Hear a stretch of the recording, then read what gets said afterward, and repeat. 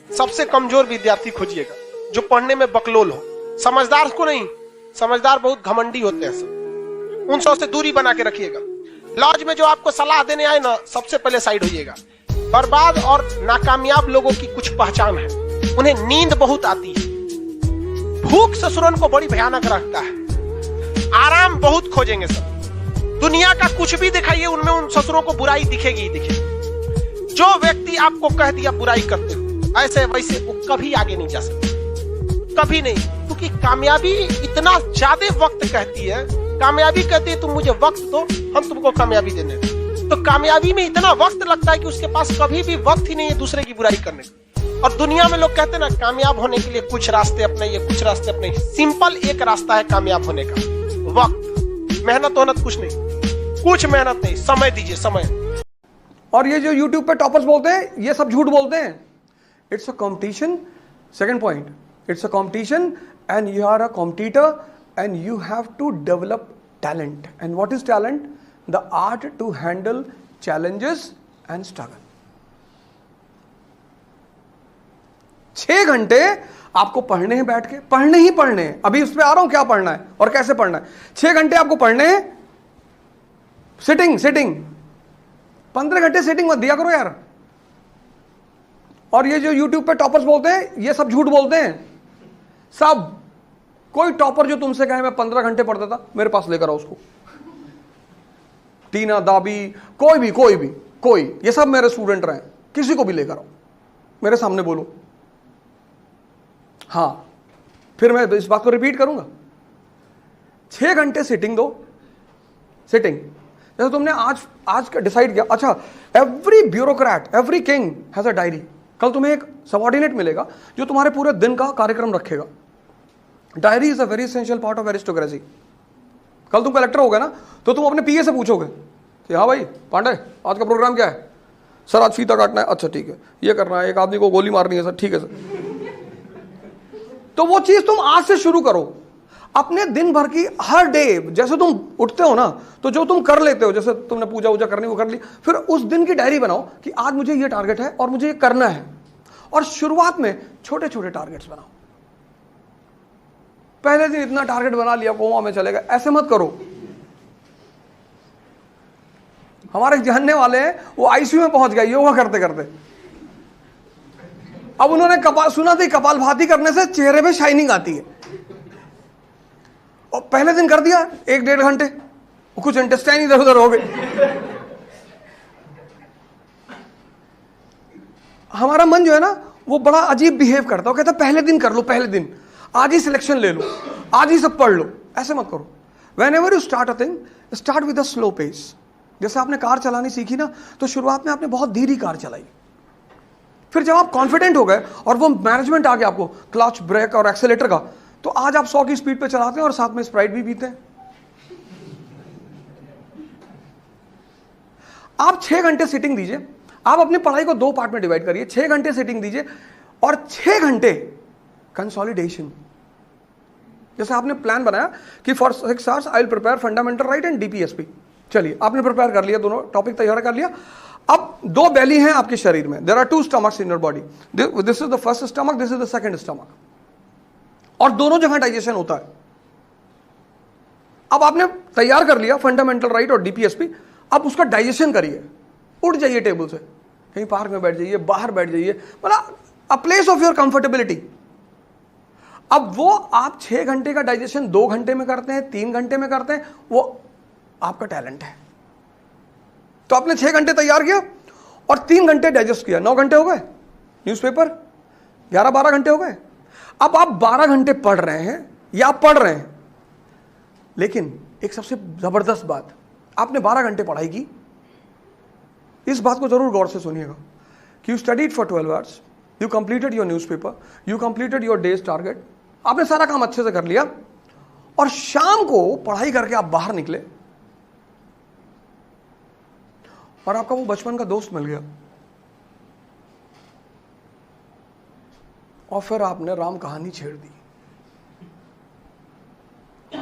कि वो जो लड़की, पंजाबी लड़की हम लोग की क्लास में थी, हाँ, उसकी कहानी हो गई। 2 घंटे लोग कहते हैं ना कि राजा किसी से बात नहीं करते, घमंडी होते हैं। ऐसा नहीं है सर, कोई घमंडी नहीं होते। जब हम किसी चीज को डाइजेस्ट करते हैं ना, जैसे आज मैं देखता हूं लोगों के सामने एक बहुत बड़ी प्रॉब्लम है कि हमें चीजें याद नहीं रहती। आप सेव ही नहीं करते सर, फाइल सेव नहीं करते आप पढ़ने के बाद अगर दुनियावी बातों में इन्वॉल्व होते हैं, जितना आपने दिन भर पढ़ा है सब डिलीट हो जाएगा। तो आप पढ़ाई की आपने 12 घंटे, लेकिन आपको पढ़ने के माहौल में रहना है 24 घंटे, और उस माहौल में आपको अपना एंटरटेनमेंट ढूंढना है। और हाँ, जब इतना टाइम ले लिया तो बस 1 मिनट और ले लेता हूँ, क्योंकि बहुत सारे बच्चे सोच रहे होंगे सर प्लीज जल्दी स्टार्ट कर दो, मुझे भी समय की कीमत मालूम है, लेकिन एक छोटा सा मोटिवेशन आप लोगों के लिए। और जी हाँ, जब ये जवाब सुना था मैंने तो ये मेरे लिए भी था। ये मेरे ही स्टूडेंट ने मुझे एक ऐसी बात बोली थी कि उसकी बात सुन के मेरा भी रोंगटे खड़े हो गए थे। शायद आपके दिलों में बात छू जाए तो आंखें नींद से उतार के फेंक देना और बस कॉपी पेन लेके लिखते रहना साथ के साथ, क्योंकि सुनने से शायद तुम्हारे दिल में वो बात बैठ जाए जो तुम्हें अगले 10 दिन तक मोटिवेट रखे। जी हाँ, मेरा एक स्टूडेंट था अमनदीप बिस्ट, जो IMA से पास आउट हुआ, अभी रिसेंटली अरुणाचल में उसकी पोस्टिंग है।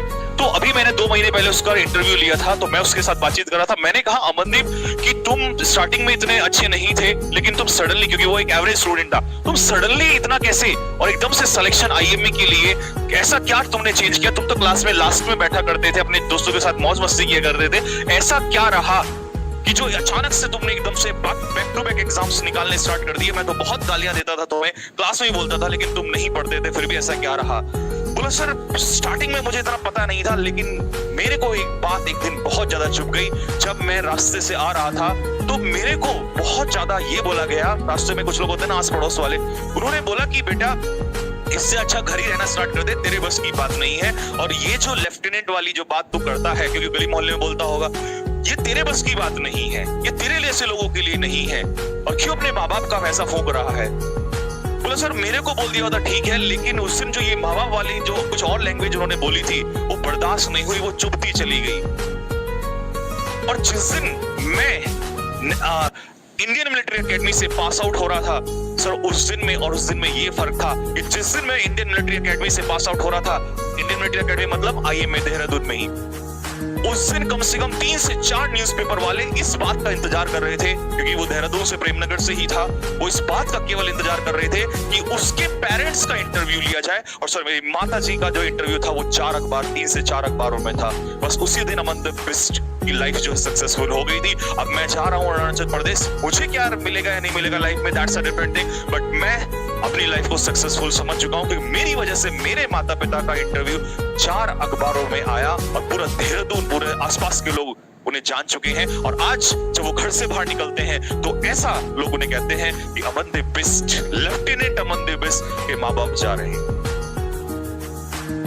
आप किस नाम से अपने माँ बाप को चाहते हैं कि लोग उन्हें जाने, that depends on you guys. Let's see, ज्यादा नहीं बोलूंगा आप। और जिनके सोने का मन करे, जिनको थकने का मन करे, 2 लाइनें तुम्हारे अंदर दिल को न चीर गई तो मेरा नाम बदल देना। अगर सोने का मन करे तो ये बातें याद कर लेना, और अगर तुम तब भी सो गए तो मैं ये समझ जाऊंगा कि ना तुम्हारे माँ बाप के लिए तुम कुछ हो, ना तुम उनके लिए मतलब कुछ कर ही नहीं सकते जिंदगी में। क्योंकि जो इन लाइनों को सुन के भी सो गया ना, समझो उसे कोई जिम्मेदारी नहीं, वो कोई रिस्पेक्ट नहीं, क्योंकि साहब इस 2 लाइनों में पूरा समंदर भर के लाया हूं। सुनो, धूप में, थोड़ा वर्ड वही यूज करूंगा जो जेन्युइन है, गलत मत लेना। धूप में बाप, धूप में बाप,